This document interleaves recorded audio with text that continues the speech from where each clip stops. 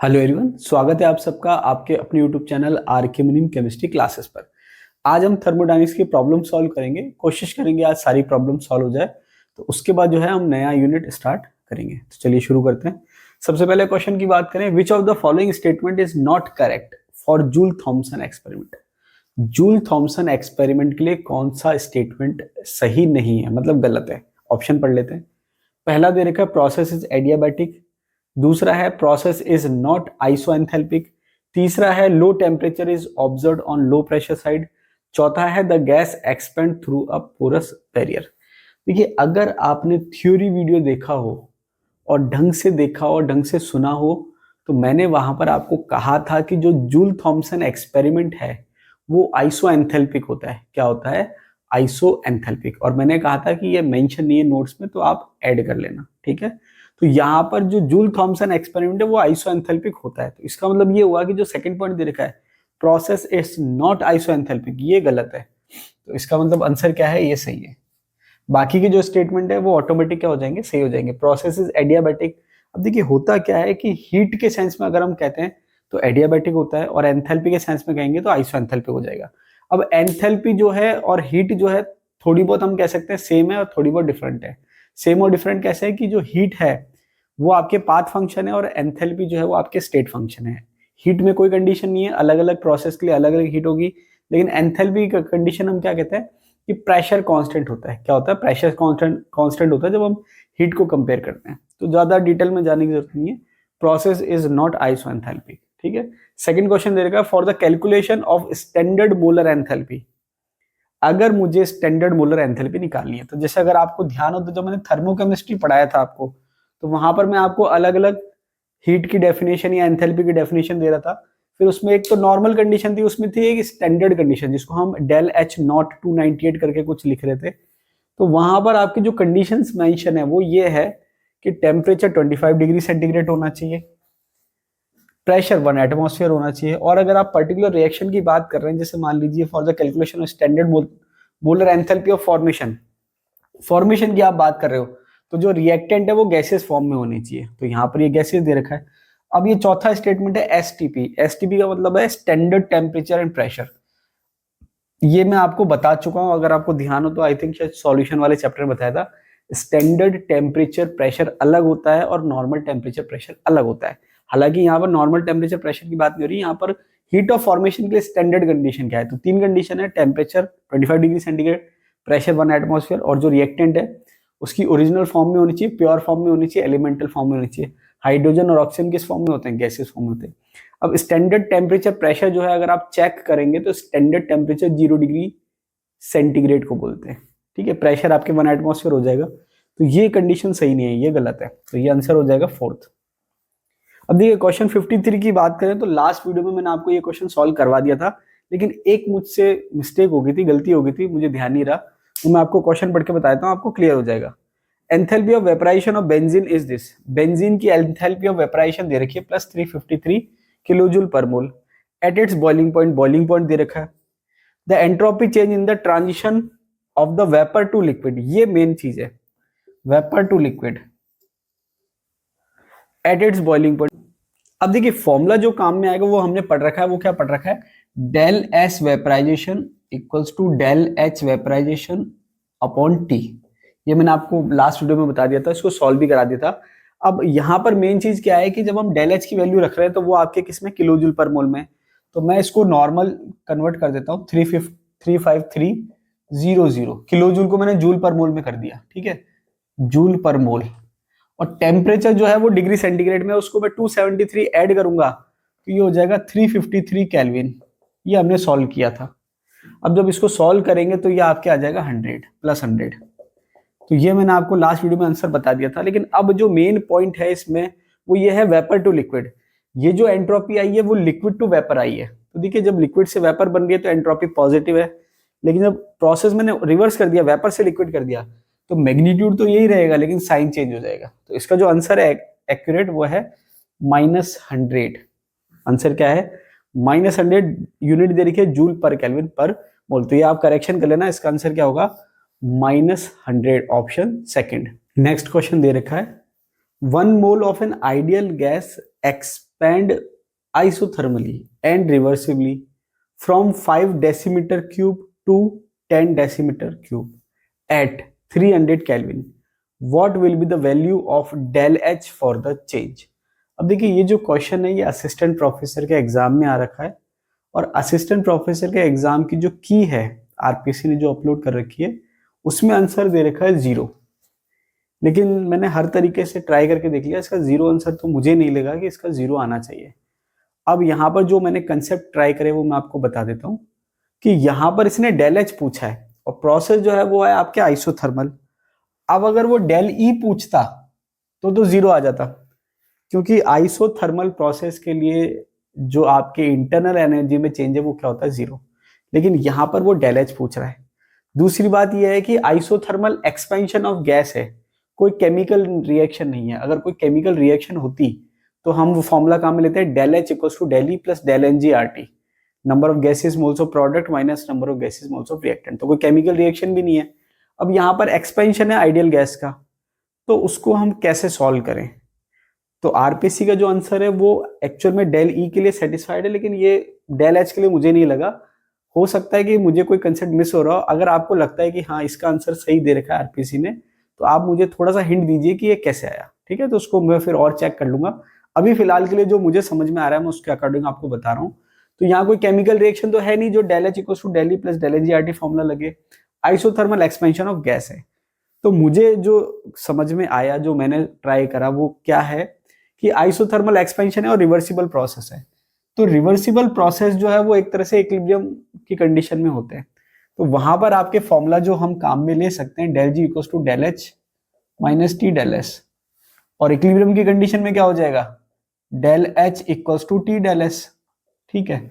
और isothermal expansion के लिए हमने एंट्रोपी पढ़ रखी है, मतलब आइडियल गैस के एक्सपेंशन के लिए एंट्रोपी के फॉर्मूले पढ़ रखे हैं। उसमें फिर हमने कंडीशन अप्लाइड कर रखी है कि आइसोथर्मल हो तो क्या फॉर्मूला लगेगा। तो ये फॉर्मूला मैंने लिख रखा है del S equals to 2.303 N R log V2 by V1। इस फॉर्मूले से आप क्या निकाल सकते हो डेल एस, और मुझे अगर डेल एच निकालना है तो मैं इसमें क्या टी में मल्टीप्लाई कर दूंगा, तो ये हो जाएगा 2.303 into N, number of moles कितने हैं 1, आर कितना है 8.314 जो भी आप कहना चाहें, और उसके बाद आपके एन हो गया, आर हो गया, टी आपके दे रखा है, टी में आपके मल्टीप्लाई कर देता हूं, पहले ही 300 केल्विन है, और लॉग V2 बाई V1। अब देखो 10/5 मैं लिख देता हूं, लॉग 10/5 यूनिट कैंसिल आउट हो जाएगी, तो फाइनली हो जाएगा 2.303 इंटू 8.314 इंटू 300, और लॉग 2 की वैल्यू होती है 0.3010। इसको आप सॉल्व कर लीजिए। तो इसको जब आप सॉल्व करेंगे तो आपका आंसर आई थिंक आ जाना चाहिए। तो आप मुझे कमेंट बॉक्स में कमेंट करके बताइए कि आरपीएससी का जो आंसर है ऑप्शन 1 वो सही है या नहीं है, और ये जो मैंने आपको बताया तरीका इससे आंसर क्या रहा है। अगर कुछ और सजेशन होंगे तो मैं उसको और कंसिडर करूंगा, फिर हम और चेक करेंगे कि आरपीएससी ने जो आंसर दिया वो सही है या नहीं है, और मेरे अकॉर्डिंग जो आंसर आ रहा है फिलहाल कुछ और आ रहा है, आरपीएससी से मैच नहीं हो रहा है। इसको हम कंटिन्यू और डिस्कस करेंगे जैसे जैसे सजेशन आएंगे स्टूडेंट्स के, ठीक है? हो सकता है कि मॉडल की में कुछ और दे रखा हो और फाइनल की जब आई है उसमें चेंज हो गया हो, उसमें एक बार और चेक कर लूंगा कि आरपीएससी ने इसकी की अपडेट करी है या नहीं करी है, ठीक है? चलिए नेक्स्ट क्वेश्चन पे बढ़ते हैं आगे। फ्रॉम द फॉलोइंग इन्फॉर्मेशन, अब देखिए इस टाइप के मैं आपको खूब सारे क्वेश्चन करवा चुका हूँ। कहने का मतलब ये है कि थर्मोकेमिस्ट्री के मैं आपको काफी क्वेश्चन करवा चुका हूँ। अब हर कोई क्वेश्चन आप देखें नया और आपको नहीं आए तो इसका मतलब जो हमने पहले क्वेश्चन करे उनको पढ़ने का हमें कोई फायदा नहीं हुआ, मतलब हमने नहीं सीखा। तो हम ट्राई करते हैं और सीखने की। फ्रॉम द फॉलोइंग इन्फॉर्मेशन दे रखी है, क्या दे रखी है? ऑक्सीजन एटम है, एक इलेक्ट्रॉन लिया और O माइनस बना लिया। इस रिएक्शन के लिए जो हीट चेंज है वो ये है -141.4। दूसरा स्टेप है O माइनस ने इलेक्ट्रॉन लिया और O2 माइनस बनाया, ये प्लस में चेंज है। अब ये कह रहा है calculate the total energy change to produce O2 minus from O।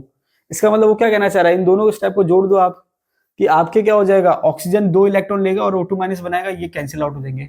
तो जब आप सिंपल 2 स्टेप को जोड़ रहे हो, आपके स्टेप दे रखे हैं, आपको क्या करना है, दोनों की हीट को ऐड करना है। इन दोनों की हीट को जब आप ऐड करोगे, ये प्लस में है ये माइनस में है, इसमें से इसको माइनस कर दीजिए। 790 में से मैं राउंड ऑफ करके सॉल्व करने के लिए 140 माइनस कर देता हूँ, तो ये कितना आ गया 650 के अप्रोक्स आ गया। तो ये आंसर हो जाएगा इसका, ठीक है? बहुत सिंपल है। और इसका आंसर आप मुझे कमेंट बॉक्स में कमेंट करके बताइए कि सॉल्व करने पे क्या आ रहा है आपका। उसके बाद नेक्स्ट क्वेश्चन दे रखा है अ कार्नोट इंजन वो सिंक। देखिए आपके जो इंजन होता है एक सोर्स होता है एक सिंक होता है, सोर्स में टेम्परेचर ज्यादा होता है, सिंक में टेम्परेचर कम होता है। A Carnot engine whose sink is at 300 kelvin, sink जो है वो 300 केल्विन पे है, हैज एन एफिशिएंसी ऑफ 40%। तो ये कह रहा है कि एक कार्नोट इंजन है जिसका सिंक 300 केल्विन पर है, सोर्स का टेम्परेचर नहीं दिया है, उसकी एफिशिएंसी बता दी उसने 40% है। आगे कह रहा है by how much should the temperature of source भी इंक्रीज। अब ये कह रहा है कि हमको सोर्स का टेम्परेचर बढ़ाना है, कितना बढ़ाना है वो हम देखते हैं अभी। So as to increase its efficiency, मतलब ये कह रहा है कि हमको टेम्परेचर बढ़ाना है जिससे उसकी एफिशिएंसी क्या हो जाए, बढ़ जाए। कितनी बढ़ जाए, by 50% of the original efficiency. ये यहां पर इंपॉर्टेंट है language, by 50% of the original efficiency, मतलब ओरिजिनल एफिशिएंसी की 50% बढ़ जाए। अब ओरिजिनल एफिशिएंसी कितनी थी, 40%, तो 40% का 50% कितना होता है, 20%, मतलब उसकी एफिशिएंसी 20% से बढ़ जाए, मतलब फाइनल एक्चुअल में पहले 40 थी और इसका 50% बढ़ जाए, मतलब 20% और बढ़ जाए, तो टोटल कितना हो जाए, 60%। तो कई बार क्या होता है लैंग्वेज को पिक करने में भी गलती हो जाती है, तो थोड़ा सा आपको ध्यान रखना है। जैसे हमने देखा था कि एक क्वेश्चन में आपको करेक्ट करवाया, वो आपके डायरेक्शन का फर्क था, और यहाँ पर ये लैंग्वेज थोड़ा सा आपको ध्यान रखनी है। अब जब इसको सॉल्व करेंगे तो देखिए थोड़ा सा क्या होता है, दो तरीके होते हैं, या तो बिल्कुल आप मैथमेटिकल इक्वेशन बना के सॉल्व कीजिए, या एक हिट एंड ट्राई मेथड होता है। हिट एंड ट्राई मेथड क्या होता है, वो कई बार लग भी जाता है, कई बार नहीं लगता, टाइम बचता है, कई बार ज्यादा लग जाता है। एक सिस्टमेटिक मेथड होता है, दोनों को चेक करने की कोशिश करते हैं। सबसे पहले एफिशिएंसी के फॉर्मूले की बात करें तो ये आपके होता है T2 minus T1 upon T2। अगर आपको परसेंटेज में निकालना है तो आप मल्टीप्लाई बाय 100 कर सकते हैं, और अगर आपको नहीं निकालना परसेंटेज में तो फ्रैक्शन में आ जाएगा। अब जैसे मैं परसेंटेज में निकालूंगा तो 40% आएगा, और अगर मैं डेसिमल में निकालूंगा तो डिवाइडेड बाय 100 मतलब 0.4 आ जाएगा। अब यहां पर आपके क्या दे रखा है कि मैं सिंपल एफिशिएंसी लिखता हूं 0.4। T2 जो है वो सोर्स का टेम्परेचर है जो मुझे फिलहाल नहीं पता, एक बार मैं छोड़ देता हूं। सिंक का मुझे पता है 300 केल्विन है, कितना है 300 केल्विन, और ये T2 है, तो ये क्रॉस मल्टीप्लाई हो जाएगा, तो ये क्या हो जाएगा 0.4 T2 equals to T2 minus 300, और ये आपके जो है 300 यहाँ आ जाएगा, ये यहाँ आ जाएगा, तो मैं इसको ऐसे लिख देता हूँ T2 minus 0.4 T2 equals to 300, sign change हो गए, ठीक है, ये यहाँ गया तो प्लस में आ गया, ये माइनस में आ गया। अब आप इसको लिख सकते हैं 0.6 T2 इक्वल्स टू 300, तो T2 की जो वैल्यू है वो कितनी है 300 डिवाइडेड बाय 0.6, पॉइंट हटाया तो ये आ गया, मतलब 500 केल्विन है। स्टार्टिंग में जो टेम्परेचर है सोर्स का वो कितना है 500 केल्विन। अब इसने दूसरी कंडीशन क्या कही है कि टेम्परेचर को कितना बढ़ाया जाए कि उसका जो टेम्परेचर है वो एफिशिएंसी कितनी हो जाए 60% हो जाए, तो ये आपके 0.6 हो जाएगा, ठीक है। अब आप सोचेंगे कि मैंने ये पहले क्यों निकाला, डायरेक्ट ही निकाल लेता। वो डायरेक्ट टेम्परेचर नहीं पूछ रहा लास्ट का कि भाई सोर्स का टेम्परेचर कितना हो गया, वो कह रहा है कितना बढ़ाया या कितने से बढ़ाएं। तो पुराना टेम्परेचर आपको पता होना चाहिए, तो पुराना टेम्परेचर कितना है 500 केल्विन। अब ये 0.6 कर दिया मैंने डायरेक्ट, और ये आपके T2 same to same minus 300 divided by T2, same to same आपको सॉल्व करना है, तो ये हो जाएगा 0.6 T2 equals to T2 minus 300, तो ये आपके हो जाएगा, ये इधर आ जाएगा, तो ये हो जाएगा T2 minus 0.6 T2 equals to 300, और फाइनली हो गया 0.4 T2 equals to 300, T2 equals to 300 divided by 0.4 equals to, तो ये आपके आएगा 750, कितना आएगा 750, मतलब पहले 500 केल्विन था, बाद में 750 हो गया, मतलब 250 से आपने बढ़ा दिया, कितना बढ़ा दिया 250 से। तो ये सिस्टमेटिक तरीका है सॉल्व करने का। तो कई बार क्या होता है लैंग्वेज में गलती हो जाती है, अगर थोड़ा सा हम जल्दबाजी करेंगे तो हमको क्या लगेगा कि भाई फाइनल 50% करनी है, तो उससे फिर क्या है आंसर आपका डिफरेंट आएगा, और अगर ऑप्शन में आपको दिख जाएगा तो आप वो टिक कर देंगे। तो यहाँ पर थोड़ा सा लैंग्वेज पढ़िए, और कई बार क्या होता है कि हमको इस टाइप से इक्वेशन बनाने नहीं आता, कुछ नहीं करना है, आपको फॉर्मूला पता होना चाहिए, जो जो पता है वो वैल्यू पुट कर दीजिए, जो बच गया उसको छोड़ दीजिए, उसको कैलकुलेट कर लीजिए, तो आपका आंसर जो है वो क्या है आ जाएगा। नेक्स्ट दे रखा है फॉर द रिएक्शन, एक रिएक्शन दे रखी है 2A + B गिव्स C। अब ये कह रहा है डेल एच दे रखा है, डेल एच कितना दे रखा है 100 किलोजूल पर मोल। आप देखेंगे ऐसे काफी सारे क्वेश्चन आ गए जिसमें डेल एच और डेल एस की बात हो रही है, साथ में एक टेम्परेचर भी आएगा। डेल एच दे रखा है 100 किलोजूल पर मोल, और डेल एस दे रखा है 0.05 किलोजूल पर केल्विन पर मोल। अब देखिए यहाँ पर इसने यूनिट सेम रख दी, सेम इन द सेंस इसको भी किलोजूल में रखा है, उसको भी किलोजूल में रखा है, वरना नॉर्मल इसको जूल में रखता है। ठीक है, अब आगे कह रहा है assuming del H and del S to be constant over the temperature, मतलब टेम्परेचर चेंज करने से क्या है उस पर कोई फर्क नहीं पड़ रहा, मतलब कांस्टेंट मान लीजिए, eight which the reaction would be at equilibrium. अब यहाँ कह रहा है कि कौन से टेम्परेचर पर रिएक्शन जो है वो इक्विलिब्रियम में है। तो अब यहाँ पर जब हम इक्विलिब्रियम की बात करते हैं तो सीधा सीधा सा आपको अगर एक कंडीशन ध्यान हो या फॉर्मूला ध्यान हो, del G equals to del H minus T del S, ये एक कॉमन फॉर्मूला है। तो अगर इक्विलिब्रियम की कंडीशन तो डेल जी और डेल जी जीरो हो जाएगा और डेल जी जीरो हो जाएगा तो del H equals to T del S आप कह सकते हो।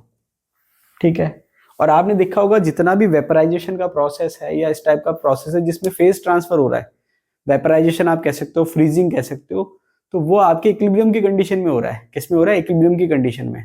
तो वहां पर आपने फॉर्मूला लिखा होगा डेल एच या del S vaporization equals to del H vaporization upon T, जो कि बॉइलिंग पॉइंट है। इस टाइप से आपने काफी सारे फॉर्मूले देखे होंगे, तो घूम फिर के आपके ये फॉर्मूला आ जाता है। तो इक्विलिब्रियम कंडीशन में अगर आपको टेम्परेचर निकालना है तो सीधी सीधी सी बात है, T equals to del H upon del S, value put कर दीजिए और सॉल्व कर लीजिए, आपका आंसर आ जाएगा। ठीक है, कमेंट बॉक्स में कमेंट करके बताइए कि आंसर क्या आ रहा है। ठीक है, वैल्यू दे रखी है आपको, रखिए और सॉल्व कर लीजिए। नेक्स्ट क्वेश्चन की बात करते हैं। Based on the value of del G naught, del G naught की वैल्यू दे रखी है, उस बेस पे आपको क्या बताना है? Identify the system with highest value of equilibrium constant. तो अगर आपने थ्योरी वीडियो देखा होगा तो मैंने थर्मोकेमिस्ट्री के एंड में आपको एक फॉर्मूला बताया था, फिर मैंने आपसे कहा था कि इक्विलिब्रियम कांस्टेंट और डेल जी नॉट में एक रिलेशन दे रखा है जिसपे कुछ क्वेश्चन या काफी क्वेश्चन आप कह सकते हो आ रखे हैं। Minus del G naught equals to R T L N K, या फिर आप कह सकते हो minus del G naught equals to 2.303 R T log K, ये फॉर्मूला है। ठीक है, अब ये कह रहा है कि based on the value of del G naught identify the system with highest value of equilibrium constant. तो अगर मुझे इक्विलिब्रियम कांस्टेंट हाईएस्ट चाहिए, लॉग के रख देता हूं यहाँ पर, तो ये हो गया minus del G naught upon में ले जाता हूं इसको 2.303 और ये आर टी हो गया। अब मैक्सिमम इक्विलिब्रियम कांस्टेंट कब हो सकता है? जब एक तो पहली बात यह है कि डेल जी नॉट जो है वो नेगेटिव हो। क्यों? क्योंकि अगर पॉजिटिव हुआ तो ओवरऑल वैल्यू नेगेटिव आ जाएगी, और ओवरऑल वैल्यू मुझे नेगेटिव नहीं चाहिए, मुझे ज्यादा से ज्यादा चाहिए। तो अगर डेल जी नेगेटिव होगा तो नेगेटिव नेगेटिव क्या हो जाएंगे? पॉजिटिव हो जाएंगे। तो इसकी वैल्यू नेगेटिव में ज्यादा होनी चाहिए, मतलब मैग्नीट्यूड ज्यादा होना चाहिए और साइन नेगेटिव होना चाहिए। तो आंसर आप देखेंगे कि ये पॉजिटिव है, ये जीरो है, ये दो नेगेटिव है, नेगेटिव में ज्यादा कौन सा? ये आंसर हो जाएगा। ठीक है, नेक्स्ट क्वेश्चन दे रखा है चूज द रॉन्ग स्टेटमेंट। ये जूनियर केमिस्ट्री में आ रखा है क्वेश्चन। ये मैंने आपको थोड़ा सा बताया था कि मैक्सवेल रिलेशन करके होते हैं, और मैंने आपसे कहा था कि एग्जाम में कुछ क्वेश्चन आ रखे हैं, इसलिए मैं आपको बता रहा हूँ। ठीक है, बाई चांस आ जाए। अब आप देखिए कोई बहुत बड़ा एग्जाम नहीं है, जूनियर केमिस्ट्री का एग्जाम है, उसमें पूछ रखा है, तो हो सकता है स्कूल लेक्चर में बाई चांस कोई क्वेश्चन डायरेक्ट आ जाए या इनडायरेक्ट कोई कंसेप्ट काम आ जाए। तो ये कह रहा है चूज द रॉन्ग स्टेटमेंट। अब देखिए कुछ स्टेटमेंट तो डायरेक्ट आपको याद होंगे, जैसे ये हेल्महोल्ट्ज इक्वेशन का स्टेटमेंट है, ये स्टेटमेंट सही है। ठीक है, ये तो सही हो गया। अब ये रॉन्ग पूछ रहा है, तो इसके लिए अगर आपको ध्यान हो तो मैंने मैक्सवेल रिलेशन बताए थे, तो यहां लिख दूं अगर del G equals to minus S D T, del G equals to minus S D T plus V D P, ये मैंने आपको पढ़ा रखा है। ठीक है, ये मैंने आपको फॉर्मूले बताए थे चार, उसमें से लास्ट इक्वेशन थी del G equals to minus S D T plus V D P. अब यहां पर आपको रिलेशन निकालना है, तो रिलेशन कैसे निकालेंगे आप? यहां पर आप रिलेशन कैसे निकालेंगे? ये डेल की जगह डी कर लीजिए, ज्यादा बेटर होगा, ये डी हो जाएगा। अब इसको सॉल्व करने का मैंने आपको तरीका बताया था। क्या तरीका है कि अगर मान लीजिए जैसे यहां पर ये दे रखा है del G upon del P T equals to V. अब इसको आप ऐसे समझो कि अगर मैंने टेम्परेचर को कांस्टेंट कर दिया तो डी टी क्या हो जाएगा? जीरो हो जाएगा, तो ये टर्म जीरो हो जाएगी। तो मैंने क्या करा? टेम्परेचर कांस्टेंट कर दिया, तो मैं इसको कैसे लिख सकता हूँ? डेल जी अपॉन, अब ये क्या है? V D P, D P नीचे आ गया, मतलब डेल पी नीचे आ गया, कांस्टेंट क्या था? Temperature equals to V. ये रिलेशन आ जाएगा कब? जब टेम्परेचर कांस्टेंट है। तो टेम्परेचर कांस्टेंट है तो ये टर्म जीरो हो गई, तो ये डीपी नीचे आ गया और वी बच गया। देखो सही आ रहा है क्या? ये सही आ रहा है, मतलब ये स्टेटमेंट सही है। अब दूसरी कंडीशन में मैंने क्या करा? प्रेशर कांस्टेंट कर दिया, तो जब मैं प्रेशर कांस्टेंट करूंगा तो ये टर्म जीरो हो जाएगी। तो जब ये टर्म जीरो हो जाएगी तो ये हो जाएगा डेल जी, और ये टी नीचे चला गया तो ये हो गया डेल टी। कांस्टेंट क्या लिया मैंने? प्रेशर इक्वल्स टू, अब ये बचा क्या? माइनस एस बच गया। ऑप्शन में क्या दे रखा है? प्लस एस दे रखा है, मतलब ये आंसर हो जाएगा। ये स्टेटमेंट क्या है? गलत है। बात समझ में आ रही है? तो ये मैक्सवेल रिलेशन जब मैंने पढ़ाया था तो वहां पर मैंने आपको बताया था कि इस तरीके से आपकी इक्वेशन है और उस इक्वेशन से आप ऐसे इक्वेशन बनाते हैं जो मैं आपको अभी बना के बता रहा हूँ। तो उस बेस पे एग्जाम में ऑप्शन आते हैं, कौन सा सही है कौन सा गलत है, तो वो आप प्रैक्टिस करेंगे तो आपको प्रैक्टिस से आ जाएगा। तो इस क्वेश्चन का आंसर क्या है? Option number second. Next question दे रखा है डेल यू नेगेटिव, नेगेटिव का मतलब हीट निकल रही है, एक्सोथर्मिक का सिंबल है, of combustion of methane, methane के लिए डेल यू का मतलब इंटरनल एनर्जी में चेंज दे रखा है -x kilojoule per mole. The value of del H is, मतलब इंटरनल एनर्जी में चेंज दे रखा -x के सेंस में। अब वो कह रहा है कि एंथैल्पी चेंज क्या होगा, ठीक है। अब यहां पर अगर हम देखें तो डेल एच और डेल यू में आपको रिलेशन देखना है।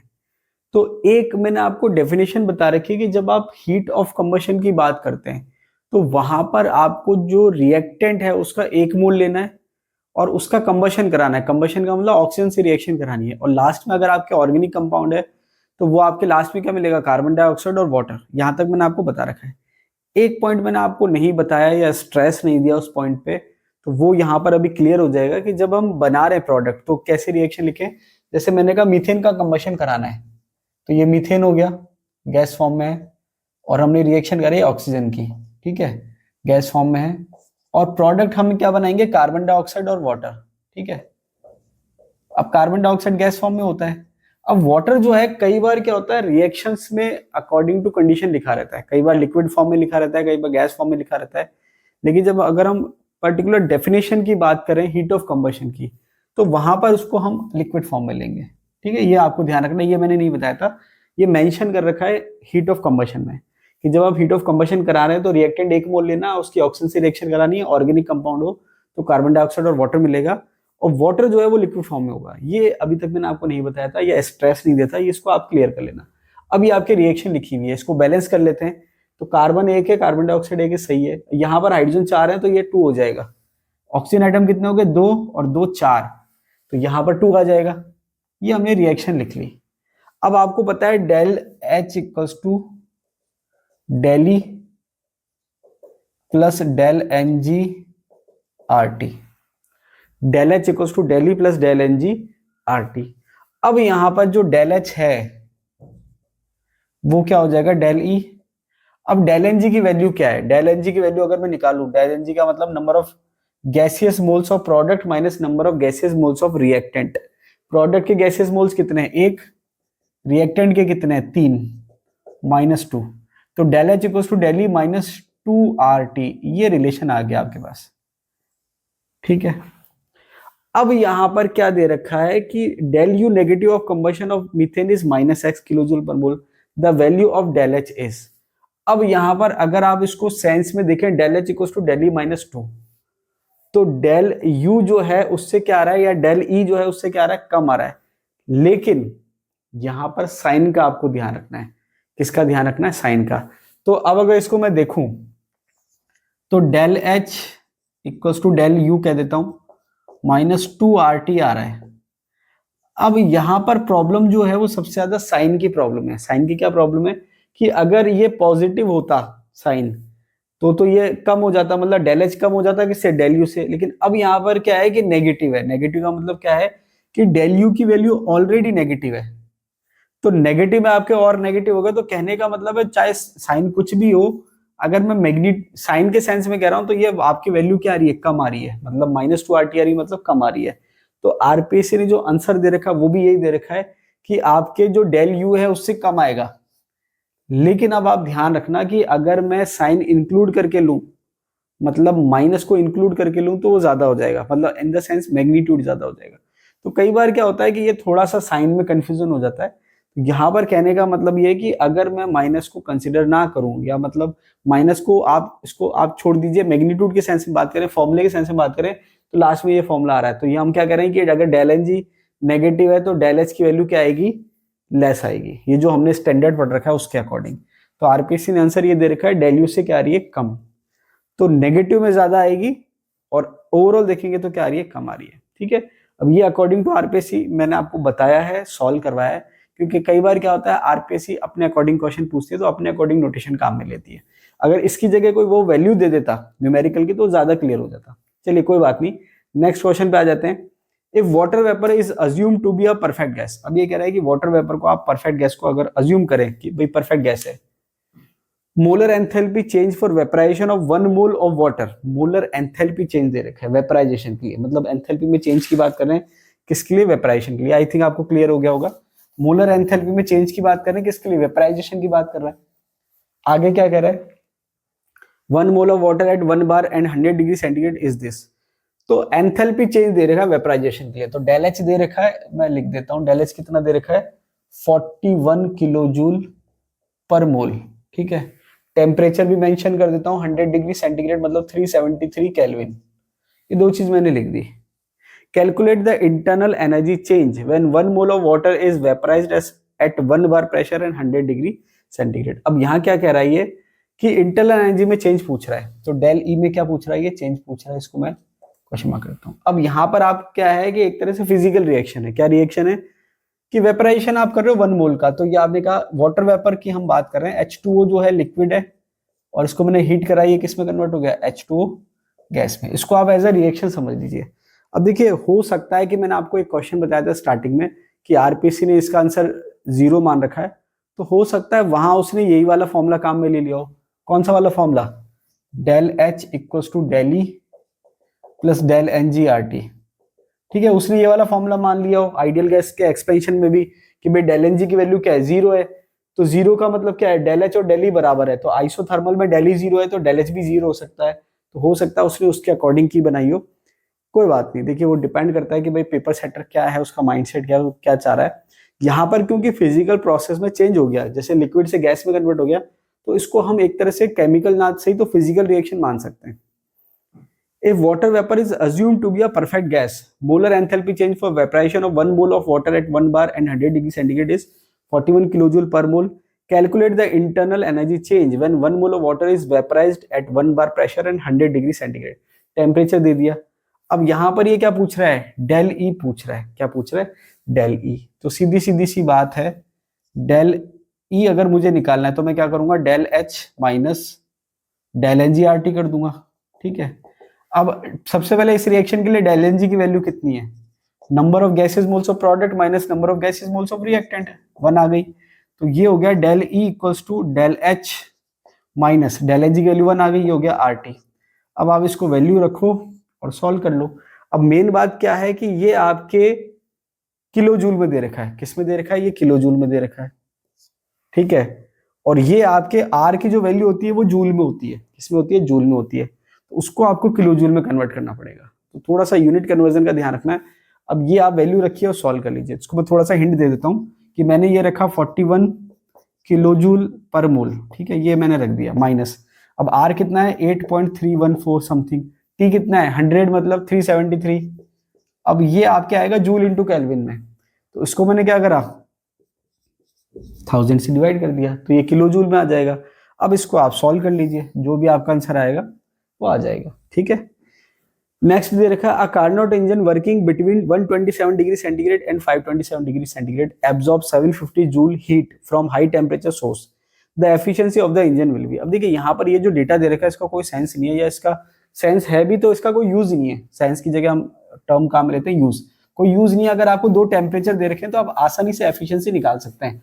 आपको बस एक काम करना है, टेम्परेचर को केल्विन में कन्वर्ट करना है और फॉर्मूले में पुट करना है। फॉर्मूला क्या है एफिशिएंसी का? T2 minus T1 upon T2। T2 क्या है? टेम्परेचर, वो सोर्स का टेम्परेचर, और T1 क्या है? सिंक का टेम्परेचर। तो सीधी सीधी सी बात ये है कि T2 एक तो 127 डिग्री सेंटीग्रेड है, मैं यहाँ सॉल्व कर देता हूँ। 127 डिग्री सेंटीग्रेड, इसमें मैंने 273 ऐड किया, 400 हो गया ये। दूसरा कितना है? 527, 273 ऐड किया तो ये कितना हो गया? 800 हो गया। अब आपको क्या करना है? T2 800 है, T1 कितना है? 400 है, और ये कितना है? 800। परसेंटेज में चाहिए तो इंटू 100 कर दो, फ्रैक्शन में चाहिए तो 100 की जरूरत नहीं है। अब ऊपर कितना आ गया? 400, नीचे कितना आ गया? 800, 0.5 आंसर आ जाएगा। ठीक है, नेक्स्ट क्वेश्चन दे रखा है the ratio CP by CV is lowest for which of the following. अब देखिए ये जो क्वेश्चन होते हैं इस तरह के, ये थ्योरेटिकल क्वेश्चन है। क्या है? थ्योरेटिकल क्वेश्चन, डेटाबेस क्वेश्चन है। तो देखिए अब इस तरह के क्वेश्चन आते हैं एग्जाम में तो हमें कोई प्रॉब्लम होनी नहीं चाहिए। क्यों? क्योंकि इसमें कोई कैलकुलेशन वाला पार्ट तो है नहीं, या कोई ऐसा पार्ट नहीं है कि भाई हमको कौन सा फॉर्मूला लगाना है वो चेक करना है। सीधा सीधा थ्योरी का क्वेश्चन है, डेटाबेस क्वेश्चन है, हम कह सकते हैं नोट्स का क्वेश्चन है या कॉपी का क्वेश्चन है। अब आपको अगर याद हो तो मैंने पढ़ा रखा, पॉइजन रेशियो करके बताया था, गामा सीपी अपॉन सीवी, और आपको मोनो एटॉमिक, डायटॉमिक, ट्राइटॉमिक के लिए वैल्यू लिखवा रखी है। ठीक है, 1.67, 1.4, 1.33 समथिंग कुछ वैल्यू लिखवा रखी है, मोनोटॉमिक, डायटॉमिक, ट्राइटॉमिक। तो ये पूछा the ratio CP upon CV is lowest for which of the following. ये मोनोटॉमिक के लिए वैल्यू है, ये डायटॉमिक के लिए, ये ट्राइटॉमिक के लिए। सबसे कम किसके लिए? ट्राइटॉमिक के लिए। तो अब आप इसमें चेक करो गैस कौन कौन सी है। ये मोनोटॉमिक है, ये डायटॉमिक है, ये डायटॉमिक है, ये ट्राइटॉमिक है। सबसे कम इसके लिए हो जाएगा। सबसे ज्यादा पूछता तो हीलियम के लिए हो जाता। अब ये थ्योरी बेस्ड क्वेश्चन है। अब ये अगर आप पूछ रहे हैं, इसका मतलब क्या हुआ? आपने थ्योरी ढंग से नहीं पढ़ी है। नेक्स्ट क्वेश्चन दे रखा है, स्टैंडर्ड गिव्स free energy change is related to equilibrium constant. अब देखिए, अभी थोड़ी देर पहले मैंने आपको एक न्यूमेरिकल कराया था जिसमें आपको इक्विलिब्रियम कांस्टेंट और डेल जी में रिलेशन के बेस पे बताना था कि इक्विलिब्रियम कांस्टेंट ज्यादा किसका होगा। तो हमने कहा था डेल जी नेगेटिव जिसका ज्यादा होगा उसका, हमने कहा था कि भाई अगर डेल जी है वो नेगेटिव होना चाहिए और ज्यादा होना चाहिए। तो अब यहाँ पर एक्चुअल फॉर्मूला जो मैंने आपको बताया था वो था minus del G naught equals to R T L N K. ये मैंने आपको बताया था। केपी की जगह एक बार मैं के ही लिख रहा हूँ तो ज्यादा इजी रहेगा। ये मैंने आपको बताया था। अब यहाँ पर अगर आप चेक करेंगे तो इस फॉर्म में ये फॉर्मूला नहीं दे रखा, या फिर इसको अगर मैं नेचुरल लॉग को लॉग विद 10 में कन्वर्ट करूँ तो 2.303 आ जाता है। अब यहाँ पर ये जो फॉर्मूला है ये इससे मैच हो रहा है नहीं हो रहा है, ये चेक करना है। आप देखेंगे 4 फॉर्मूले दे रखे हैं। अब मैं चारों फॉर्मूले की चेक करने की जगह मैं आपको डायरेक्ट बता देता हूँ कि होता क्या है कि अगर मैं इसको सिंपल सॉल्व करके बता देता हूँ कि अगर आपके e की पावर जो भी है, मान लो XYZ जो भी है, जैसे मैंने कहा पावर a है, तो अगर मैं इसका नेचुरल लॉग लूं, ln इसका नेचुरल लॉग लूं, तो ये क्या हो जाएगा? पावर जो है वो मल्टीप्लाई में आ जाएगी a, और ln e का जो लॉग है वो 1 आ जाएगा। मतलब ये सिंपल रह जाएगा। तो अब यहां पर क्या है कि डायरेक्ट मैं आपको बता देता हूं कि आंसर क्या है, कि जो आपके फोर्थ ऑप्शन दे रखा है उसको चेक करते हैं। फोर्थ ऑप्शन क्या दे रखा है? केपी को मैं के लिख देता हूं, इक्वल्स टू ई की power minus del G naught upon R T. इसको सॉल्व करते हैं। दोनों साइड मैंने नेचुरल लॉग ले लिया, तो ये हो गया L N K equals to, अब ये हो गया एल एन ई की power minus del G naught upon R T. और अभी मैंने आपको थोड़ी देर पहले बताया था कि जो पावर होती है मल्टीप्लाई में आ जाती है, तो ये हो गया L N K equals to minus del G naught upon R T, multiply में आ गया, और एल एन ई जो है उसका 1 आ गया लॉग। अब इसको आप क्रॉस मल्टीप्लाई कर दो तो ये हो जाएगा आपके R T L N K equals to minus del G naught. यही तो आपको बता रखा है। तो ये आपके आंसर सही है। ठीक है, तो कई बार क्या होता है, इक्वेशन डिफरेंट फॉर्म में दे रखी होती है तो वो आपको चेंज करना आना चाहिए। ये तरीका है। नेक्स्ट क्वेश्चन पे आ जाते हैं। On the basis of thermochemical equation hydrogen plus 0.5 oxygen gives water. ये गैस है, ये गैस है, लिक्विड है। इसकी एंथैल्पी चेंज दे रखा है, डेल एच दे रखा minus 68.4 kilo calorie. Enthalpy change for the chemical reaction. अब ये कह रहा है कि इस इक्वेशन या इस रिएक्शन की एंथैल्पी चेंज दे रखी है, तो इसने एक नई इक्वेशन दी है, इसकी एंथैल्पी चेंज पूछी है। ठीक है भाई, चेक करते हैं। अब इसने देखो इससे इसमें रिलेशन चेक करना पड़ेगा। रिलेशन क्या दे रखा है? पहले तो इसने इक्वेशन को क्या कर दिया? अपोजिट कर दिया, मतलब डायरेक्शन चेंज कर दिया। तो उससे क्या हो गया? वाटर जो है वो यहाँ आ गया, हाइड्रोजन और ऑक्सीजन यहाँ आ गया। दूसरा चेंज क्या करा इसने? 2 से गुणा कर दिया, 2 से गुणा कर दिया। अब आप देखो पूरी इक्वेशन जो है 2 से मल्टीप्लाई हो गई, तो वाटर 2 हो गया, हाइड्रोजन 2 हो गया, और ऑक्सीजन कितना हो गया? 1। तो पहला चेंज जो है इसने डायरेक्शन चेंज करा, तो देखो मैंने डायरेक्शन चेंज करने पे साइन चेंज कर दिया, माइनस का क्या कर दिया? प्लस 68.4। दूसरा इसने मल्टीप्लाई करा 2 से, तो हीट भी मल्टीप्लाई हो जाएगी 2 से।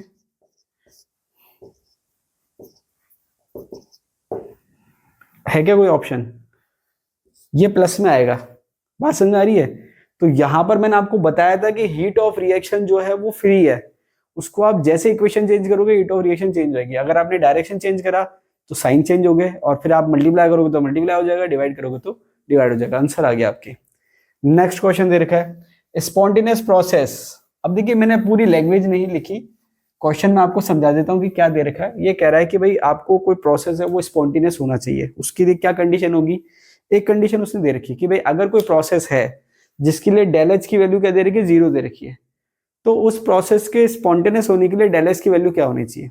ठीक है, इसका मतलब आधी कंडीशन दे रखी है कि भाई डेल एच 0 है। अब ये कह रहा है कि अब प्रोसेस को आपको स्पॉन्टेनियस कराना है, तो उसके लिए डेल एस क्या होना चाहिए? तो सीधी सीधी सी बात है कि डेल जी जो है वो क्या है, del G equals to del H minus T del S. ये फॉर्मूला आपके मैंने बता रखा था, बहुत काम आएगा।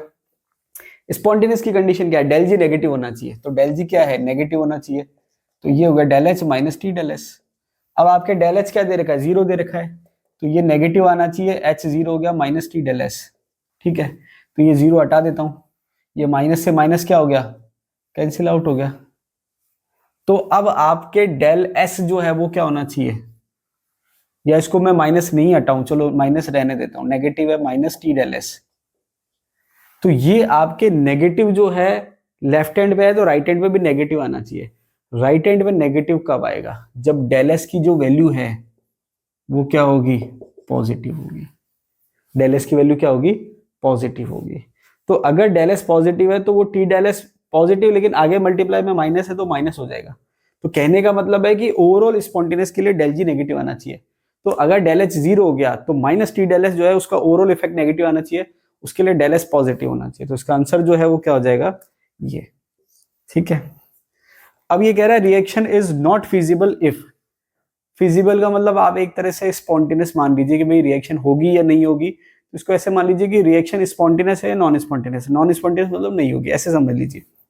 ये कह रहा है रिएक्शन इज नॉट फिजिबल, कि रिएक्शन नहीं होगी, कौन सी कंडीशन में, नॉन स्पॉन्टेनियस की कंडीशन में। ऑलवेज नॉन स्पॉन्टेनियस की कंडीशन, मतलब ऑलवेज का मतलब टेम्परेचर पे भी डिपेंड नहीं कर रही, तो मैंने ऑप्शन नहीं लिखे। अब ऑलवेज नॉन स्पॉन्टेनियस का मतलब क्या है, कि हमेशा डेल जी पॉजिटिव आ जाए, हमेशा क्या आ जाए, डेल जी पॉजिटिव। तो हमेशा डेल जी पॉजिटिव आ जाए उसके लिए कंडीशन है कि ये क्या होना चाहिए, पॉजिटिव होना चाहिए। दूसरा डेल एस क्या होना चाहिए, नेगेटिव होना चाहिए। तो अगर डेल एच पॉजिटिव है और डेल एस नेगेटिव है तो ऑलवेज डेल जी क्या आएगा, पॉजिटिव आएगा। तो इसका जो आंसर है वो क्या है कि डेल एच हमेशा पॉजिटिव होना चाहिए और डेल एस हमेशा क्या होना चाहिए, नेगेटिव। तो उस केस में जो रिएक्शन है वो क्या आएगी, ऑलवेज नॉट फिजिबल, या प्रोसेस जो है वो क्या होगा, ऑलवेज नॉन स्पॉन्टेनियस। ये सब मैं आपको पढ़ा चुका हूं। नेक्स्ट क्वेश्चन दे रखा है, the heat of vaporization of ethanol is 9522 calorie per मोल।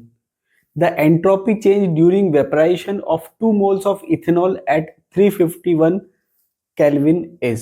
देखिए इस क्वेश्चन को अगर आप ढंग से पढ़ेंगे, तसल्ली से पढ़ेंगे, तो यहाँ पर एक इंपॉर्टेंट चीज है, वो क्या है, the heat of vaporization. Heat of vaporization कह सकते हैं, एंथैल्पी ऑफ वेपराइजेशन कह सकते हैं, जो आप कहना चाहें कह सकते हैं। ऑफ इथेनॉल इज कितनी दे रखी है, 9522। यूनिट पे अगर आप ध्यान देंगे तो कैलोरी पर मोल, मतलब ये 1 मोल के लिए है। अब ये क्या पूछा था, एंट्रोपी चेंज, एंट्रोपी चेंज पूछ रहा है ड्यूरिंग वेपराइजेशन, वेपराइजेशन के लिए, ऑफ 2 मोल्स, ये इंपॉर्टेंट बात है यहाँ पर। ठीक है, और यूनिट क्या है, कैलोरी पर डिग्री। तो यहां पर बस एक डिफरेंस आ गया 2 मोल का। आप देखेंगे ये फॉर्मूला पता नहीं कितने क्वेश्चन में काम आ गया है, सीधा सीधा सा फॉर्मूला है, del S equals to del H upon T. या थर्मोडायनेमिक्स का अगर आप सेकंड लॉ की बात करें तो D S equals to D Q reversible upon T. जैसे चाहे वैसे कह सकते हैं, ये फॉर्मूला है, कॉमन फॉर्मूला है। अब आपको एंट्रोपी निकालनी है तो डेल एच अपॉन टी। अगर मान लीजिए टेम्परेचर निकालना है, प्रोसेस क्या होगा, फिजिकल चेंज है, बॉइलिंग है तो बॉइलिंग पॉइंट, फ्रीजिंग है तो फ्रीजिंग पॉइंट, टेम्परेचर भी पूछ सकता है, तो ऐसे काफी सारे, मेल्टिंग है तो मेल्टिंग पॉइंट, काफी सारे क्वेश्चन में आपसे मेल्टिंग पॉइंट पूछ रखा है, बॉइलिंग पॉइंट पूछ रखा है, तो आप इसी फॉर्मूले से निकाल सकते हैं। टी निकालना है तो del H upon del S आ जाएगा। टेम्परेचर हमेशा केल्विन में रखना है। हो सकता है कि जो ऑप्शन हो वो केल्विन में ना हो, डिग्री सेंटीग्रेड में हो, तो पहले आपको सॉल्व केल्विन में करना है, बाद में चेंज करके डिग्री सेंटीग्रेड कर लीजिए। अब सीधी सीधी सी बात है, एंट्रोपी पूछिए, तो एंट्रोपी क्या है, डेल एच अपॉन टी। तो ये मैंने एंट्रोपी क्या लिखे, डेल एच कितनी दे रखी है, 9522 अपॉन टेम्परेचर कितना है, the heat of vaporization of ethanol, then 351 दे रखा है। अब ये आता, क्योंकि इसकी यूनिट है कैलोरी पर मोल, तो ये आपके पर मोल के लिए आता। अब इसने 2 मोल कह दिया तो 2 से गुणा कर दो, इसको सॉल्व कर लो, आंसर आ जाएगा। कमेंट बॉक्स में कमेंट करिए कि इसका आंसर क्या आ रहा है। ठीक है, अब ये देखिए, ये सॉल्व मैं यहाँ नहीं करूंगा, अब ये तो आपको ही करना पड़ेगा। ठीक है, ये मैंने आपको बता दिया कैसे सॉल्व करना है, मेन पॉइंट था ये वाला। और बाकी ये फॉर्मूला आपके खूब काम आ रहा है। एंट्रोपी निकालनी है, एंथैल्पी निकालनी है, boiling point, melting point, freezing point, जो भी आपको निकालना है वो आप इस फॉर्मूले से निकाल सकते हैं। ठीक है, नेक्स्ट क्वेश्चन पे आ जाते हैं। ये थर्मोकेमिस्ट्री का क्वेश्चन आ गया। The standard heat of formation of acetylene, acetylene का हीट ऑफ फॉर्मेशन दे रखा है प्लस 54.2, आगे क्या रखा है किलो कैलोरी में है, and that of benzene, benzene का कितना दे रखा है plus 19.8 kilo calorie. The standard heat of polymerization of benzene in kilo calorie is. अब देखिए ये आपके थर्मोकेमिस्ट्री का क्वेश्चन आ गया। जहां थर्मोकेमिस्ट्री का क्वेश्चन आ जाए वहां पर फिर आपको क्या करना पड़ेगा, इक्वेशन बनानी पड़ेगी। इक्वेशन देख लेते हैं। अब जो आपके लैंग्वेज दे रखी है उसके अकॉर्डिंग आपके इक्वेशन बनेगी। देख लेते हैं क्या इक्वेशन बनती है। एसिटाइलिन, आप सब जानते हैं कि एसिटाइलिन का फॉर्मूला क्या होता है, ठीक है। एसिटाइलिन का फॉर्मेशन दे रखा है, मैं भी ट्राई करता हूँ, कई बार हो जाता है भूल जाता हूँ, देखना चेक करना। एसिटाइलिन की फॉर्मेशन की बात हो रखी है, कार्बन प्लस हाइड्रोजन, ये आपको बनाना है एसिटिलीन, तो ये हो जाएगा CH, ट्रिपल बॉन्ड से होता है तो मैं C2H2 लिख देता हूँ सिंपल सा, ठीक है। गैस फॉर्म में है, यहां पर आपको 2 लेना पड़ेगा और ये ऐसे हो जाएगा, ये सॉलिड में है, ये गैस में है। तो आपको जब हीट ऑफ फॉर्मेशन की बात होती है तो एलिमेंटल फॉर्म लेनी है, प्योर फॉर्म मतलब जो उसकी स्टैंडर्ड स्टेट है वो लेनी है, और 1 मोल प्रोडक्ट बनाना है। तो एसिटिलीन का 1 मोल मैंने बना लिया, C2H2 गैसेस फॉर्म में, हाइड्रोजन ठीक है, और कार्बन के आगे 2 लिख दिया मैंने।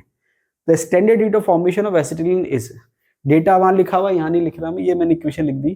फिर बेंजीन की अगर मैं हीट ऑफ फॉर्मेशन की बात करूं तो बेंजीन जो है वो क्या है, C6H6 लिक्विड फॉर्म में होती है, 6 कार्बन लिख देता हूँ सॉलिड फॉर्म में, प्लस हाइड्रोजन, हाइड्रोजन कितने चाहिए आपको 3 गैस फॉर्म में। ये बेंजीन की हीट ऑफ फॉर्मेशन है। तो 2 इक्वेशन हो गई। अब यहां पर आप देखेंगे कि ये 2 इक्वेशन, एक इक्वेशन ये होगी एसिटिलीन की फॉर्मेशन, ये होगी बेंजीन की फॉर्मेशन। अब ये कह रहा है the standard heat of polymerization of benzene in kilo calories. ये कह रहा है कि भाई पॉलीमराइजेशन की हीट क्या होगी। इसका क्या मतलब हुआ, इसका मतलब ये हुआ कि अगर मैं इस इक्वेशन को,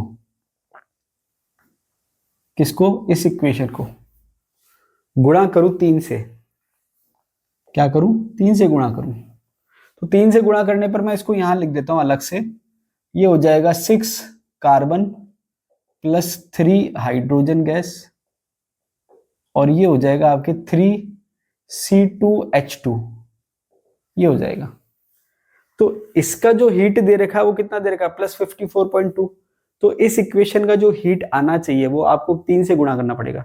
3 2 6, 3 दूनी 6, 4 तिया 12 का 2 हासिल का 1, 5 तिया 15 और 1 16, 162.6। ये हीट चेंज आता अगर मैं 3 मॉलिक्यूल इथाइलिन बनाऊंगा या एसिटाइलिन बनाऊंगा तो ये आपकी हीट चेंज आएगा। अब यहां पर अगर मैं इससे अगर बेंजीन बनाता तो हीट चेंज कितना आ रहा है, देखो सेम रिएक्टेंट है, यहां पर ये है और ये है, सेम रिएक्टेंट से जब मैंने बेंजीन बनाया तो हीट चेंज कितना आया, प्लस 19.8।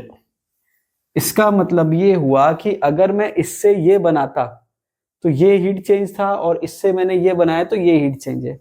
दोनों में डिफरेंस कितना है, वो आपकी हीट ऑफ पॉलीमराइजेशन है। तो उसको आप पॉलीमराइजेशन की इक्वेशन कैसे लिखोगे, 3C2H2 gives C6H6L, ये इक्वेशन है।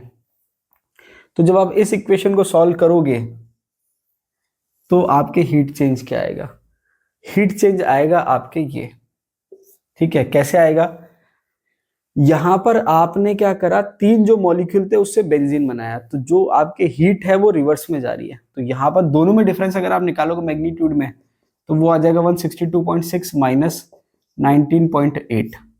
तो जो मैग्नीट्यूड आएगा वो आपके आ जाएगा 142.8, और हीट का जो साइन है वो नेगेटिव आएगा। साइन नेगेटिव इसलिए आएगा कि अगर डायरेक्ट मैं बेंजीन बना रहा हूं इससे तो ये आ रहा है, और मैं ये बना रहा हूं तो प्लस में इतना आ रहा है, इसका मतलब जो हीट में कमी आई पॉलीमराइजेशन से वो नेगेटिव में शो कर रहा है, तभी फिर ये डेटा यहाँ आएगा, ठीक है। नेगेटिव में आएगा तो इसमें से माइनस होगा तब जाके ये डेटा आएगा, ठीक है। तो यहाँ पर ये डेटा नेगेटिव में है तो मैंने इसमें से नेगेटिव में से माइनस करा तब जाके ये साइन आया प्लस में। तो ये इस टाइप का क्वेश्चन है, बात समझ आ रही है। तो इसको आप ऐसे भी कह सकते हो, हीट ऑफ पॉलीमराइजेशन आप कह सकते हो, या हाइड्रोजनेशन, जो भी आप कहना चाहो। तो ये कंसेप्ट है, आप एक बार और ट्राई करना, अपने लेवल पे आपको आ जाएगा, ठीक है। तो मैंने आपको ये बताया कि आपने रिएक्टेंट सेम रखा, एक आपने 3 मॉलिक्यूल एसिटाइलिन के बनाए, एक रिएक्टेंट सेम रखा, आपने बेंजीन बनाया। फिर आपने ये देखा कि बेंजीन में हीट कम निकल रही है और 3 एसिटाइलिन में ज्यादा निकल रही है। क्यों, क्योंकि जो 3 एसिटाइलिन 3 एसिटाइलिन के मॉलिक्यूल जो पॉलीमराइजेशन कर रहे हैं उससे बेंजीन बन रहा है, तो जो पॉलीमराइजेशन कर रहे हैं उससे हीट निकल रही है, इसलिए ओवरऑल बेंजीन में जो है वो कम हीट प्लस में आ रही है। ठीक है, चलिए नेक्स्ट क्वेश्चन पे आ जाते हैं। For a chemical reaction the value of del S naught is positive. अब ये कह रहा है केमिकल रिएक्शन है जिसके लिए डेल एस नॉट की जो वैल्यू है वो पॉजिटिव दे रखी है। The value of its equilibrium constant will increase on, कि भाई जो इक्विलिब्रियम कांस्टेंट की वैल्यू है वो कब बढ़ेगी। आपको कोई क्वेश्चन समझ में नहीं आए तो आप दोबारा पूछ लीजिए, उसको दोबारा मैं आपको सॉल्व करा दूंगा। ठीक है, चलिए नेक्स्ट क्वेश्चन जो है हम कह रहे हैं डेल एस जो है वो पॉजिटिव दे रखा है, तो आपके इक्विलिब्रियम कांस्टेंट की पे क्या इफेक्ट पड़ेगा। इसको आप ऐसे समझिए कि इक्विलिब्रियम कांस्टेंट का और डेल जी का मैंने आपको रिलेशन बता रखा है। क्या रिलेशन बता रखा है, minus del G naught, relation क्या बता रखा है, minus del G naught equals to R T log K, ये मैंने आपको रिलेशन बता रखा है। अब एक रिलेशन होता है del G equals to del H minus del G equals to del H minus T del S, ये रिलेशन होता है। अब ये कह रहा है for a chemical reaction the del S naught is positive. अब नॉट की बात कर रहे हैं तो नॉट लगा देते हैं। अब ये डेल एस नॉट पॉजिटिव है, ठीक है, तो अब इसको आप ऐसे समझो कि डेल एस नॉट पॉजिटिव है तो टेम्परेचर का क्या इफेक्ट पड़ेगा। तो सीधी सीधी सी बात ये कि अगर आप टेम्परेचर बढ़ाओगे तो डेल जी की जो वैल्यू है, डेल जी नॉट की वैल्यू जो है नेगेटिव में वो बढ़ेगी। भाई डेल टी टेम्परेचर बढ़ाओगे तो नेगेटिव, क्योंकि ये पॉजिटिव है तो नेगेटिव वाली वैल्यू बढ़ेगी, मतलब डेल जी नेगेटिव में बढ़ेगा। अब जो पहला फॉर्मूला है वो है minus del G naught equals to R T L N K. तो अगर आप इसको ऐसे समझो कि लॉग के की अगर मैं बात करूं तो क्या है, minus del G naught upon R T. अब अगर मैं टेम्परेचर बढ़ा रहा हूं तो डेल जी की नॉट की वैल्यू नेगेटिव में बढ़ रही है, तो नेगेटिव नेगेटिव क्या हो जाएंगे, प्लस हो जाएंगे। इसका मतलब टेम्परेचर बढ़ाने से लॉग की वैल्यू क्या हो रही है, बढ़ रही है। यहां पर साइन का इंपॉर्टेंट रोल है, साइन से डायरेक्शन डिसाइड होगा। आगे दे रखा है 1 mole of an ideal gas is allowed to expand from 10 atmosphere to 1 atmosphere. Pressure दे रखा है at 25 degree centigrade, isothermally and reversibly the change in entropies. देखिए आइसोथर्मल गैस का जो एक्सपेंशन है, अभी आपने फॉर्मूला देखा था, डेल एस जो है वो है आपके 2.303 एन आर लॉग। अगर वॉल्यूम के सेंस में लिखते हो तो V2 अपॉन V1 यहां लिख देता हूं, और प्रेशर के सेंस में लिखोगे तो P1 अपॉन P2, ये दे रखा है। तो ये आपके हो जाएगा del S equal to 2.303, R की वैल्यू एन कितना है, 1 मोल है, 1 लिख दिया, 8.314 समथिंग होता है, 8.3 लिख दिया। अब 10 से 1 है, क्या है, 10 से वॉल्यूम V2 बाई V1 और P1 बाई P2। इसका मतलब ये हुआ 1 mole of an ideal gas is allowed to expand, expand हो रही है, मतलब स्टार्टिंग जो है वो आपके 10 है और बाद वाला क्या है, 1 है। तो स्टार्टिंग 10 है, इसका मतलब ये हुआ log 10 अपॉन 1। log 10 की वैल्यू 1 होती है। अब ये आपकी वैल्यू बच गई, 8.3 को 2.3 से मल्टीप्लाई करना है तो समथिंग 16 पॉइंट समथिंग आना चाहिए, मतलब 16 क्या, 8.3 को 2.3 से मल्टीप्लाई करना। अब आप ऑप्शन देखेंगे तो आपको लग जाएगा कि हाँ ये वाला ऑप्शन जो है वो सही है। आप चाहो तो चेक कर लेना सॉल्व करके, तो ये आपका आंसर क्या आ जाएगा, option second.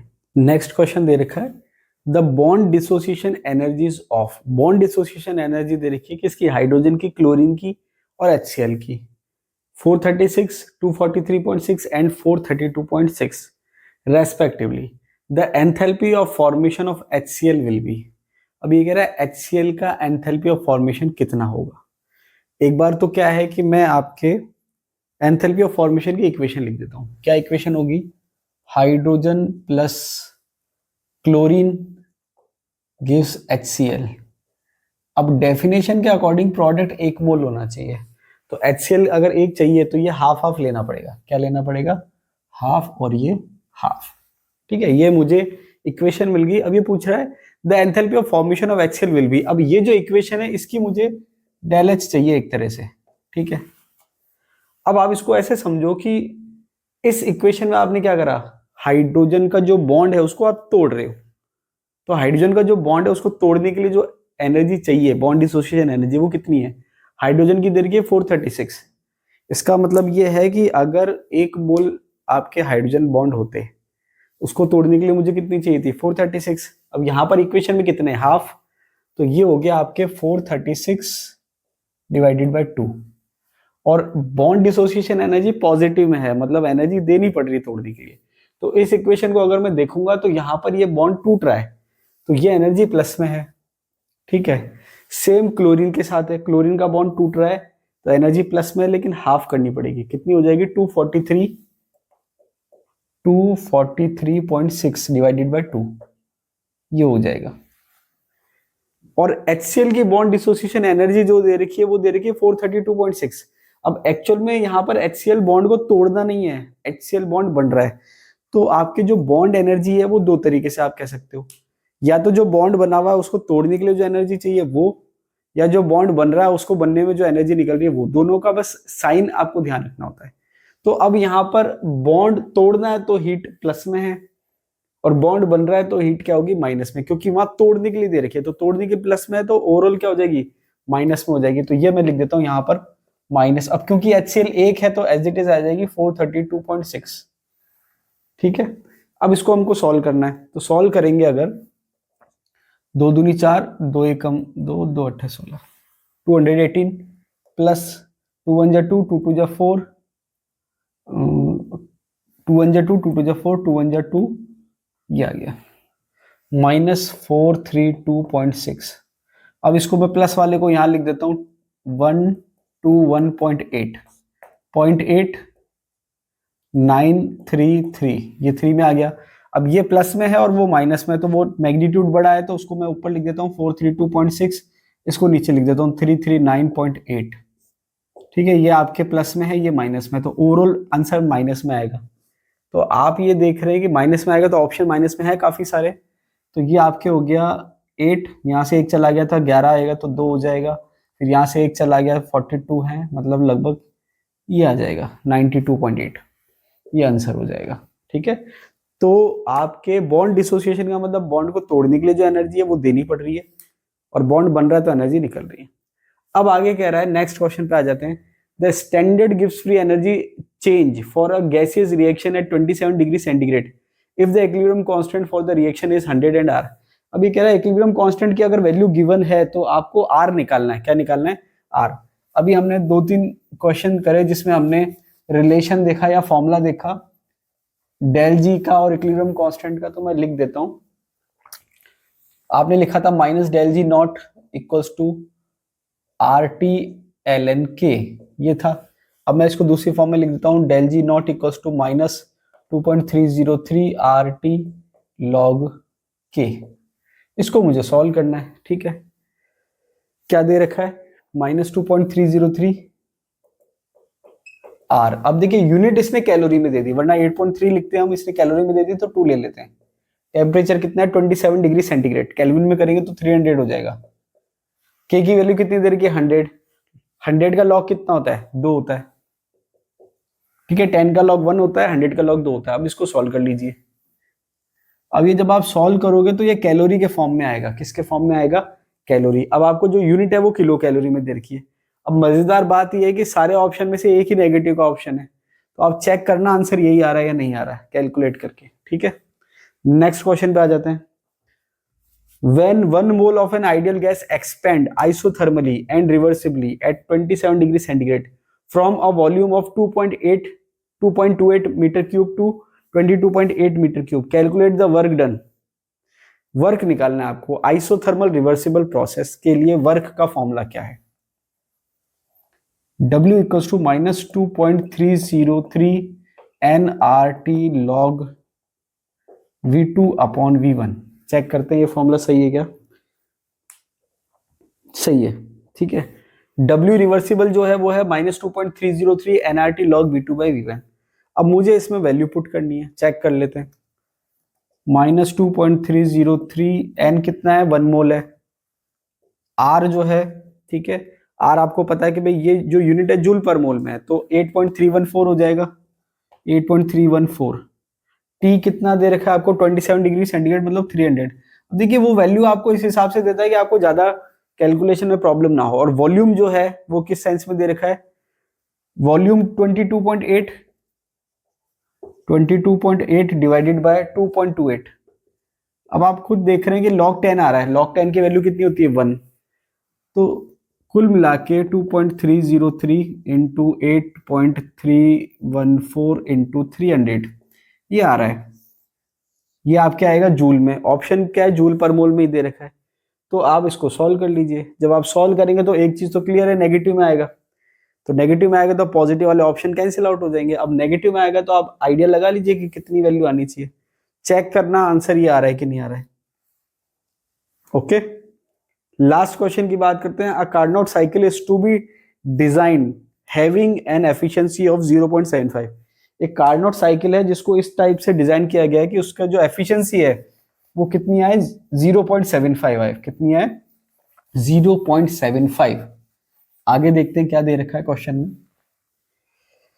If high temperature reservoir is maintain at 727 degree centigrade, मतलब सोर्स का जो टेम्परेचर है वो है 727 degree centigrade, then the low temperature reservoir should be, मतलब सिंक का टेम्परेचर पूछ रहा है। सीधी सी बात ये है कि एफिशिएंसी जो है, देखिए फॉर्मूला मैं आपको बताता हूँ, T2 minus T1 upon T2। T2 जो है सोर्स का टेम्परेचर है, T1 सिंक का टेम्परेचर है। न्यूमेरिकल में हमेशा टेम्परेचर केल्विन में होता है। अब देखिए कई बार स्टूडेंट्स बोलते हैं कि सर आपने तो कहा था केल्विन में होता है, ऑप्शन तो डिग्री सेंटीग्रेड है। फॉर्मूले में आपको केल्विन में पुट करना है, केल्विन में निकालना है, केल्विन में सॉल्व करना है। फिर ऑप्शन में अगर केल्विन में नहीं है तो आप चेंज कर लीजिए। जैसे कई बार क्या होता है कि डिग्री सेंटीग्रेड में दे रखा है, तो भले ही दे रखा है डिग्री सेंटीग्रेड में, लेकिन फॉर्मूले तो हम केल्विन में पुट करते हैं। ये चीज का ध्यान रखना है।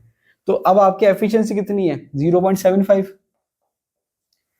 T2 दे रखा है, कितना दे रखा है, 727 डिग्री सेंटीग्रेड। अब इसको मुझे डिग्री सेंटीग्रेड को केल्विन में करना है। 273 जोड़ूंगा, इसमें ऐड करूंगा, कितना आ जाएगा, 1000 आ जाएगा, माइनस T1 अपॉन 1000। चेक करना सही है क्या, 727 प्लस 273, 1000 आना चाहिए। अब इसको मुझे सॉल्व करना है, तो मैंने क्या करा, ये 1000 मल्टीप्लाई कर दिया यहाँ पर। तो 0.75 into 1000 equals to 1000 minus T1। ये पॉइंट हटाया तो 2 कैंसिल आउट हो गए, 0, ये बचा 750 इक्वल्स टू 1000 माइनस T1। अब T1 मुझे चाहिए तो T1 मैं यहां ले आया, ये हो गया 1000 माइनस 750, तो कितना आ गया, 250। किस में आया, केल्विन में। तो अगर मुझे डिग्री सेंटीग्रेड को केल्विन में कन्वर्ट करना होता है तो मैं उसमें 273 क्या करता हूँ, ऐड करता हूँ। और मुझे केल्विन को 2 डिग्री सेंटीग्रेड में करना है तो मैं इसमें से माइनस 273 करूंगा। तो आंसर कितना आ रहा, माइनस 23 डिग्री सेंटीग्रेड। केल्विन अगर ऑप्शन होता तो 250 आंसर आता। केल्विन ऑप्शन में नहीं है तो मैंने कन्वर्ट कर लिया डिग्री सेंटीग्रेड में, आंसर क्या आ जाएगा, 23 डिग्री सेंटीग्रेड माइनस में।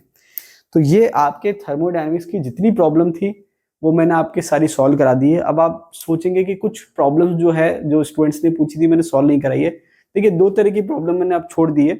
एक तो बिल्कुल थ्योरेटिकल, भाई जो लाइन में एज इट इज आपको थ्योरी में पढ़ा चुका हूँ या नोट्स में दे रखी है, अब वो अगर क्वेश्चन में पूछी है तो वो पूछने का कोई सेंस नहीं बनता। दूसरा वो प्रॉब्लम मैंने छोड़ दी है जब एक पैटर्न के क्वेश्चन मैंने आपको 4-5 करा दिए, अब उसी पैटर्न के आपके सारे क्वेश्चन तो मैं सॉल्व कराऊंगा, तो फिर आप क्या करेंगे। ठीक है, बात समझ में आ गई। तो अगर मैंने कोई फॉर्मूले पे या कोई कंसेप्ट पे आपको 4-5 क्वेश्चन सॉल्व ऑलरेडी करा दिए हैं तो सेम कंसेप्ट पे सारे क्वेश्चन सॉल्व कराने का आई थिंक कोई सेंस बनता नहीं है, क्योंकि सारी मेहनत अगर मैं करूंगा तो आप क्या करेंगे। और जब तक आप खुद प्रैक्टिस नहीं करेंगे, जब तक आपको खुद को कॉन्फिडेंस नहीं आएगा, तब तक बात नहीं बनेगी। इसलिए सिमिलर क्वेश्चन जो थे या डिफरेंट क्वेश्चन थे जो मैंने करवा दिए, अब आप उस क्वेश्चन जो मैंने सॉल्व करा उस बेसिस पे जो क्वेश्चन रह गए वो सॉल्व करने की कोशिश करिए, सारे क्वेश्चन आपके सॉल्व हो जाएंगे। फिर भी कोई आपको डाउट हो तो आप मुझसे पूछ लेना, मैं आपको बता दूंगा। अभी के लिए इतना ही, मिलते हैं अगले वीडियो में, तब तक के लिए धन्यवाद।